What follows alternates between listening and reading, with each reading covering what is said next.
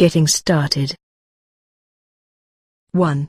Mr. Willis is talking to his two children about a new wildlife park. Listen and read. Lisa, Simon, I've just heard some good news. What's it about, Dad? It was announced on TV that a new wildlife park will open to the public next week. Would you like to visit it? Sure.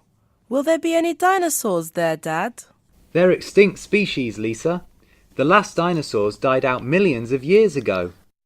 That's right. You can't find extinct animals there. So what can we see in the wildlife park then? Animals in danger of extinction, like tigers and rhinoceros. Will there be any endangered trees and plants? I have a biology assignment about endangered plant species. I'm afraid not, but a friend of mine, Tracy, might be able to help you. Tracy? Yes, I remember her. She's a biologist. Where's she working? At the Botanical Gardens. You can find lots of interesting facts there. Sounds good. Thanks, Dad.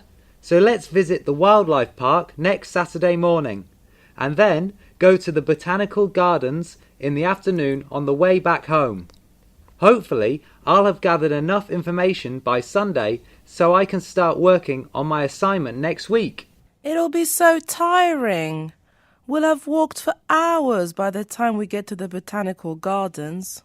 Don't worry, we'll drive through the park. Oh, really? That'll be fun. Are we allowed to have a picnic or build a campfire there, Dad? No, I'm afraid not. That may scare the animals and pollute the air. The more noise and smoke you make, the less safe the environment becomes for the animals. I see. Can I ask some friends to join us? Sure, the more the merrier.